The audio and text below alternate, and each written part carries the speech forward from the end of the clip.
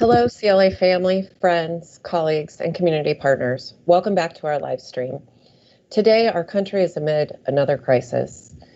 As we are all aware, last week we observed the reprehensible death of George Floyd.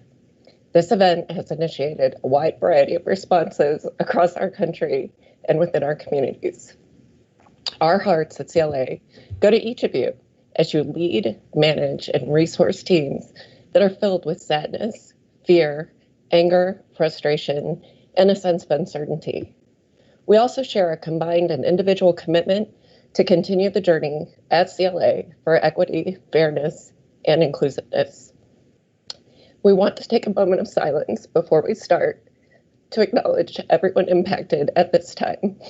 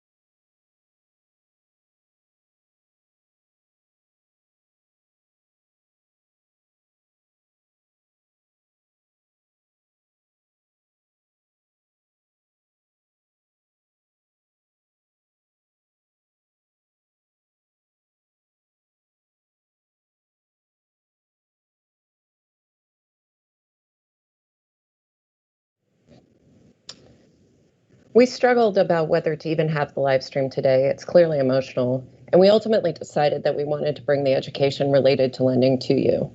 We hope that you are staying safe and healthy. Today, we are pivoting our focus to alternative lending programs, Main Street lending, and some updates from DC on what's happening related to the legislation that recently passed through the House. Our guests today are Craig Ahrens, Todd Sprang, and Omar Nashashibi. Welcome back, guys. As a bit of housekeeping, we do have people in the chat to help answer your questions and help me direct them live to our presenters. So please submit your questions throughout the program. Additionally, we have information available on our COVID landing page, which is continually updated with tools and resources, as well as our Contact Us button, where you can submit specific questions so that we can connect you with an advisor. Omar, I'd like to start with you today on what's happening in DC related to some current legislation. Last week, a bill passed through the House with 417 votes in favor and only one opposed, and it contains changes to the relief period as well as to the percentages of payroll and other expenses for PPP loan forgiveness. So, Omar, can you please hit the highlights of this bill? Thanks, Jen. Yes, I've been doing this over 20 years in Washington. It's not often that you get a bill that passes 417 to 1. So that is pretty impressive, especially given all the things that are going on in Washington around the country right now.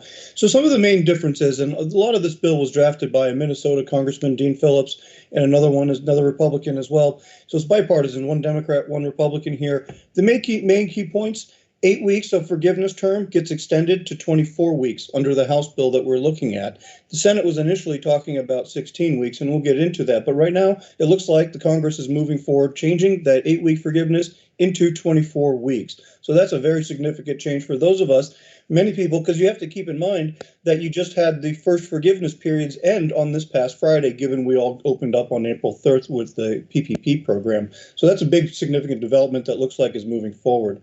Also in the House, the 75-25 ratio for the 75% required for eligible payroll costs, that threshold is being lowered down to 60%. Our understanding was Speaker Pelosi wanted to eliminate that provision entirely, but then received pushback just on Wednesday night. The bill passed on Thursday. So within 24 hours of prior to its passage, apparently the national unions and locals went to the Speaker's suite and said, no, we need this in here because if you lower it too much or remove it entirely, it takes away the incentive for employers to rehire and bring people back. So upon the insistence of the unions and even Marco Rubio on the Senate side who wanted a minimum 50%. So that's another major change. So our ratio is not going to be 75-25. If the president signs this bill into law, it'll drop down to a 60-40, 40% being the eligible non-payroll cost there as well. There's a couple of additional safe harbor provisions that are included as it relates to inability to rehire that same individual or people are unavailable rather for the specific skill set. So there are a couple of other safe harbor provisions that it include as it relates to your FTE headcount that went towards forgiveness. So that's another important provision that your CLA professional can help you navigate if this provision does become law there as well. A couple of quick other items. I think you all recall in the original CARES Act, the legislation said they had to go, your terms were for 10 years.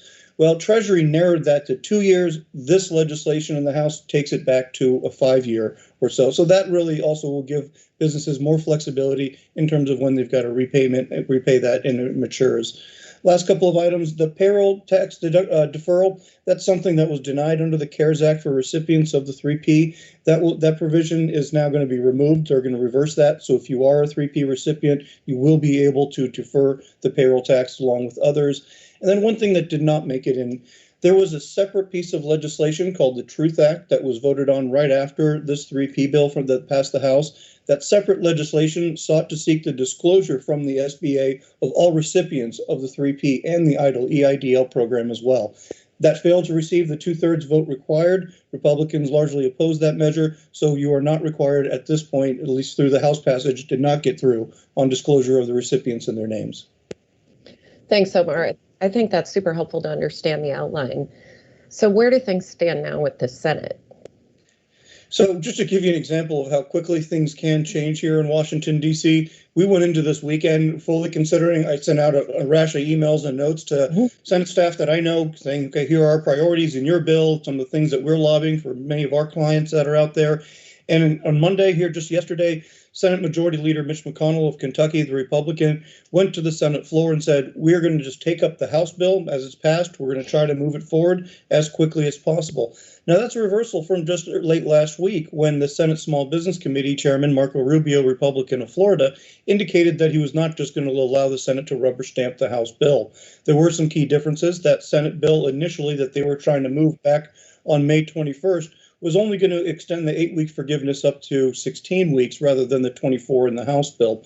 We also saw it allowed the additional eligible expenses to include some PPE equipment and some from other areas as well, but was silent on the 75-25. No longer are we talking about a Senate bill anymore.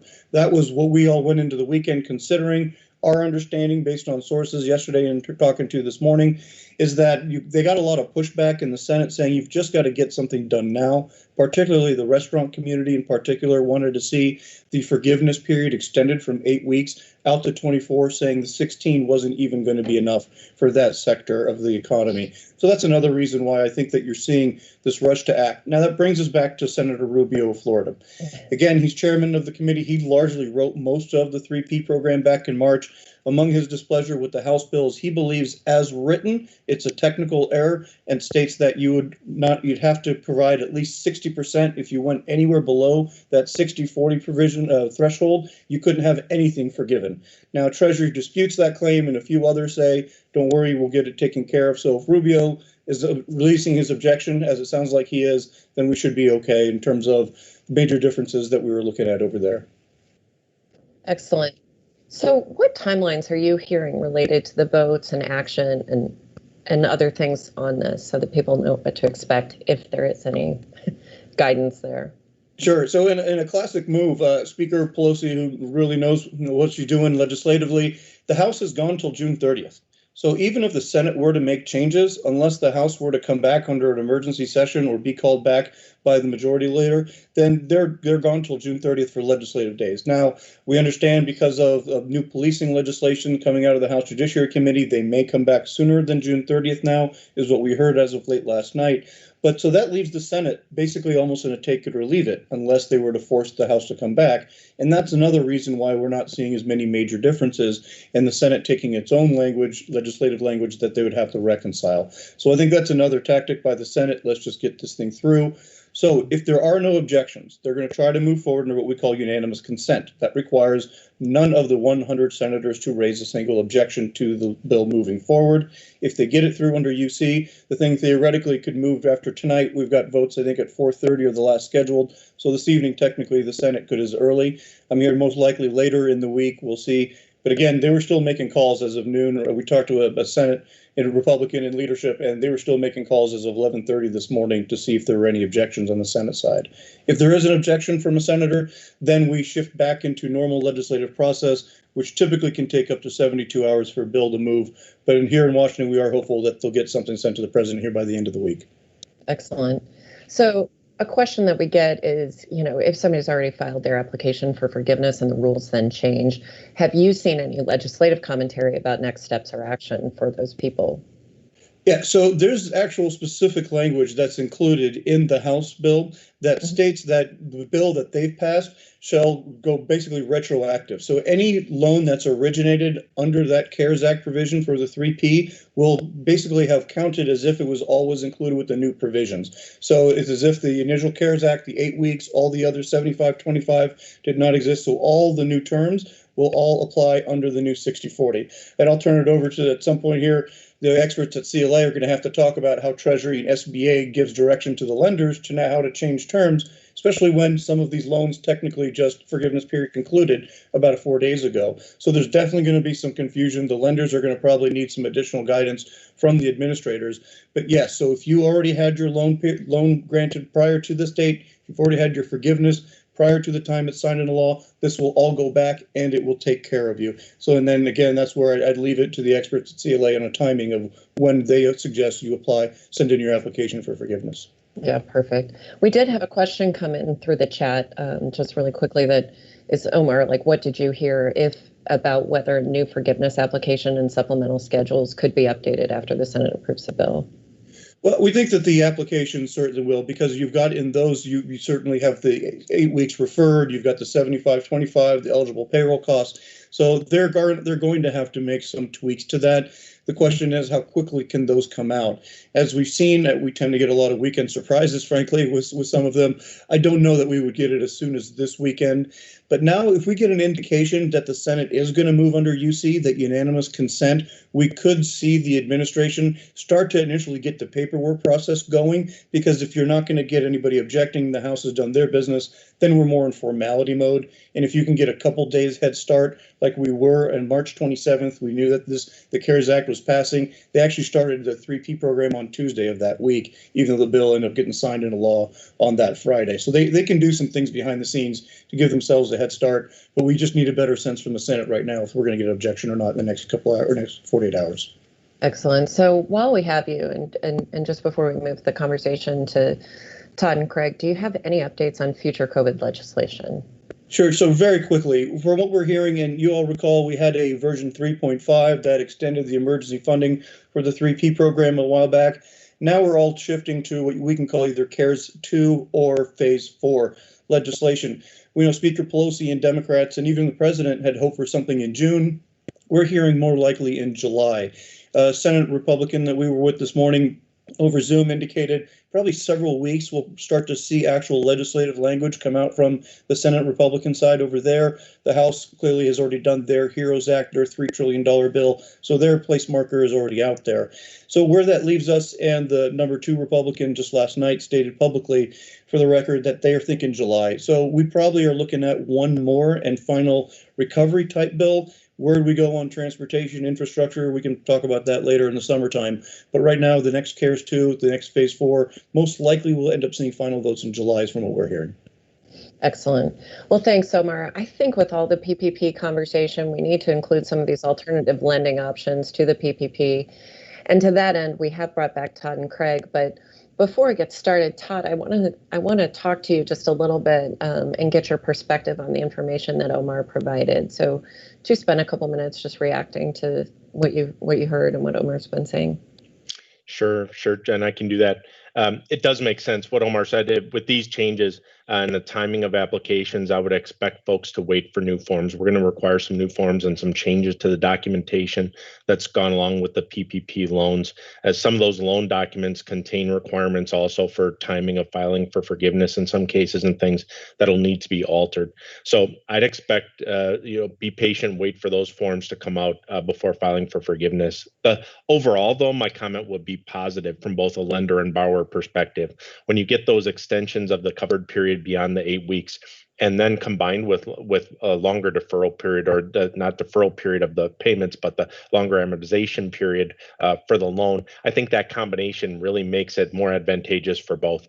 And I would expect increased forgiveness percentages on those original balances for the borrowers, and I think that's good for the lenders too, because it leaves them with lesser tail loans. So good answers for everybody once this gets documented, and then we figure out how it flows through the documentation process and becomes reality. I think that's super helpful. Can you also provide an update of what's been happening with the Main Street Lending Program and kind of what we need to know now? Yeah, Jen, I can do that. It's been a long time coming for Main Street Lending. We've been talking about it for a long time, and it seems like it's been slow. So I thought I'd comment on what's the delay. Let me use a period of time here just to talk about the difference between PPP and Main Street Lending. With PPP, the mechanics of it are the lenders make the loans. They stay on their balance sheet. They're not concerned about that because they do have the forgiveness attributes related to those loans and the SBA guarantee, so that if there is borrower difficulty, because we're in a time when it's difficult to lend, and assessing some of these borrowers is awful tough. So the short-term duration and the forgiveness component kind of erase that from PPP. When you look at the Main Street program, those loans have longer deferral periods, no payments for a year, longer terms. And when you look at how those come off the lender's balance sheet, it's not through forgiveness. It's by the Fed buying these off the balance sheet. So the agreement between the Fed and the lenders, that's what's been the holdup. That's why that's been so important. As of Monday morning, the lenders were still waiting and looking at those agreements because the attorneys need to verify they're getting the right treatment, because it's really the important component of this program for the lenders is that those loans move off the balance sheet to the Fed as part of that process. So it's not the lenders that are the holdup. This is a pretty complex structure that just has taken longer than people had hoped, I think, at the beginning to get off the ground. Absolutely. I think we're getting used to everything moving so quickly that when they take their time, it's surprising. I know that there was an FAQ released on May 27th. Can you update us on that frequently asked question and what it contained? Sure, Jen, I'll do that. I'll just briefly summarize some of the changes for you. It's a rather lengthy document. When you looked at the first FAQ, it was about 19 pages. It's 50 now. So rather than go through the entire thing, I'll just pull out and have some of the highlights and things to focus on if you're looking at that updated FAQ. So when you look at that, there was some Section A updates that basically pulled some stuff from footnotes, other places, talking about a linkage to the CARES Act for this program, and some conflict of interest information. But I think at the very bottom of that, it does address the fact that there's some workout and restructuring when you're dealing with this type of loan that's different versus a traditional structure. It's pretty brief, but I would say look at that. And it's just a reminder that the Fed is really, if they hold the majority of this loan, they're going to have a lot of influence over restructuring or input on restructurings. Section B, it talks about the ability to take on new customers. That wasn't as significant. I would say Section C too, it deals with some of the information about the limited ability to refinance. If I focused on one portion of that, there's a rather lengthy section in C6 that talks about some of the detailed questions borrowers and lenders might have had about subordination. So I'd focus on C6 portion of that. Sections D really deals with the MSelf fund. I view that facility has some, I'll say, other complications and things with it that are probably less likely for the folks that are viewing us to have an interest in that program. But if I look at Section E, they've addressed some borrower eligibility issues that we have been looking at. It provides more details about what it means to have significant operations in the United States. And it addresses issues such as foreign ownership in Section E9. So when you look at that, I would focus on those sections, and it talks about how you might measure significant operations in the U.S. It also looks at if if you look at later sections such as E10, it talks about the fact that private equity is ineligible. But when you look at their portfolio companies, they are eligible to participate in this program. So when you look at that, I think there's some coordination. Section E10 talks about that coordination. Look at how the affiliate rules apply. And then I think what you'll note from there is there's some coordination amongst affiliates when you look at how they determine their maximum loan amount. I think if you consult that section, it'll give you some guidance, because you want to make sure that the affiliated entities are coordinated when using this program, because they all have to use the same facility. You can't have half the affiliates use like the new loan facility and other half of the facility use the priority facility. So there is some coordination there. And then lastly, I'd pull there are a lot of other sections in there, but I'd go to the appendix, and section A of the appendix outlines the terms of the program by facility. And that looks pretty similar to what Craig Ahrens and I put together back on May 11th for the program, but it provides a little more updated detail. The appendix B includes the covenants that you can expect with this program, so I think that's useful. And then last is C. If you want to see what the documentation requirements are for participating in this program, if you look at section C, it'll list out the information that the borrower needs to provide at least on an annual basis for all of these facilities, no matter which one you participate in. And then the last part talks about that on at least a quarterly basis, they're going to need to provide some additional information. That varies by facility. So that Appendix C will give you a good idea of the ongoing documentation that you'll need to provide for participating in this program. I think borrowers will find that useful. Yeah, I agree. I mean, there is a lot packed into that, and I think we're seeing questions come in related to it. So, now that we understand where things are with Main Street lending, I'm going to ask you to stick around for questions at the end as they pop through. I know there are some other programs available. We haven't even scratched the surface of those. So we do have Craig Ahrens, who leads our private equity group, back in with us. You mentioned him as well. He's been working with you on this, Todd. And Craig's here to walk us through some of those. So Craig, could you kind of kick us off with your part of this dialogue to give us an outline what the needs are right now and what's happening? Yeah, no, thank you, Jen. And really, what we're seeing in the marketplace as we talk to various organizations, the discussion has gone from PPP to Main Street lending to really taking a look and saying, what do organizations need for cash in an economy that's opening up, right? Or reopening. So we're taking a look and talking to people about cash needs that they might need to invest in their business because of dramatic shifts in their sales volumes. They've got changes in staffing needs. They've got slow paying customers. They've got stretched vendors. And all the while they're talking to ownership. They're talking to bankers. They're talking to other stakeholders. And they're seeing a gap in cash needs, and they're looking and seeking alternative cash sources, or what some people might call alternative capital opportunities.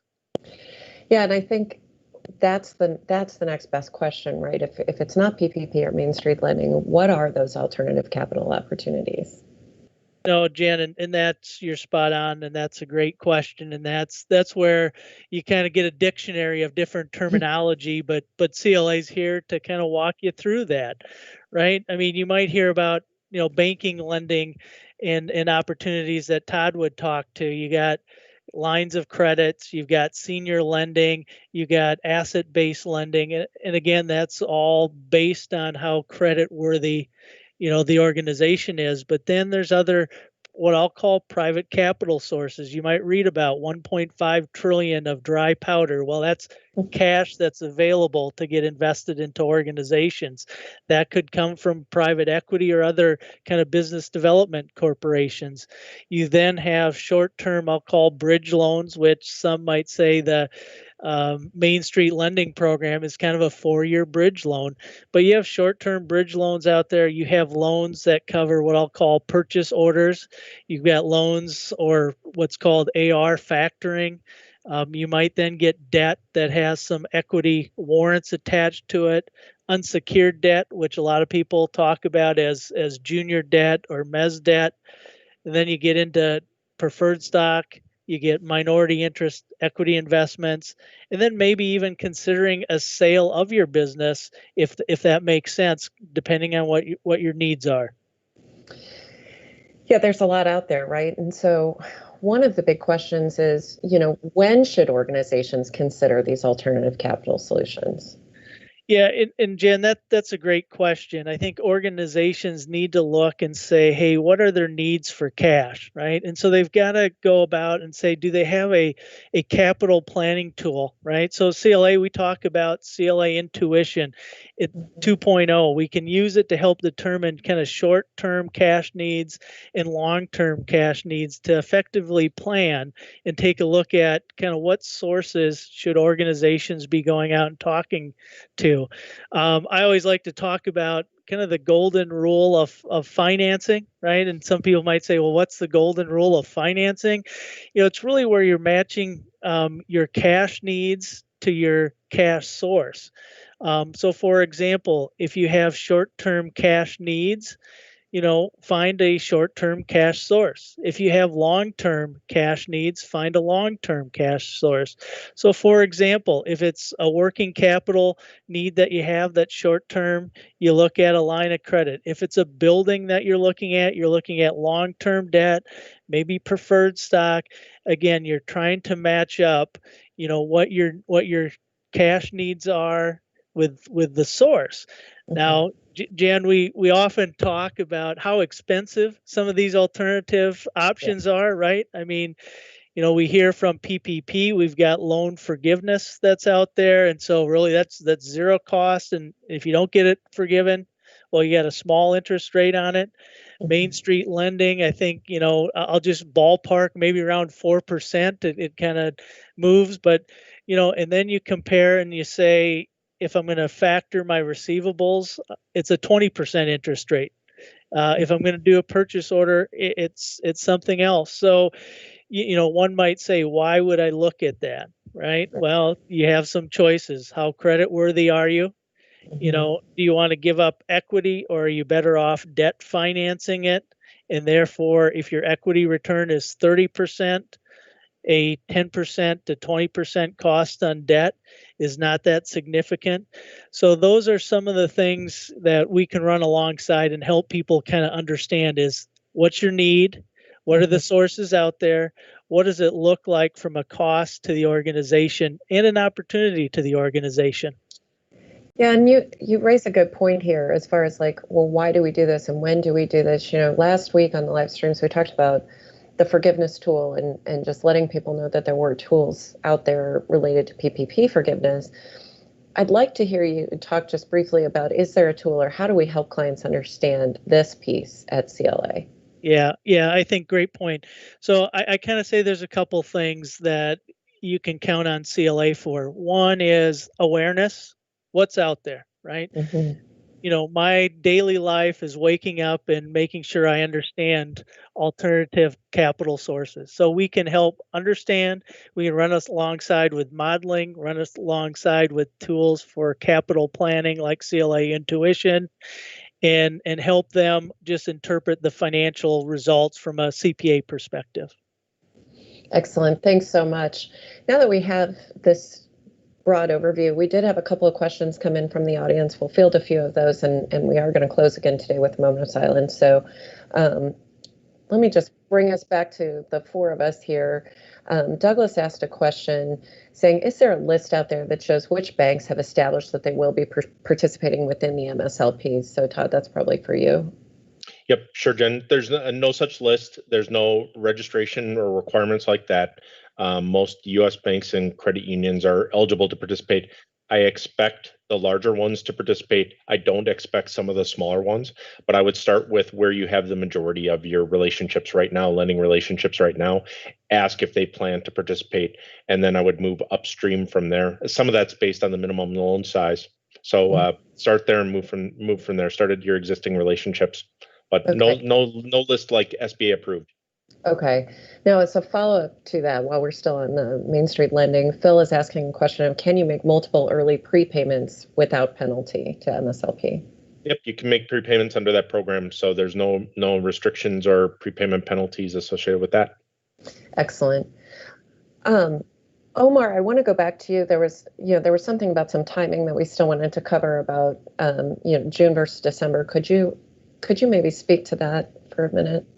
Yes, the question I think we want to look at is what happened in the House bill with regard to the June 30th. I know there's a lot of folks that are talking about the timeline for restoring your FTE and your payroll up until June 30th as sort of that safe harbor.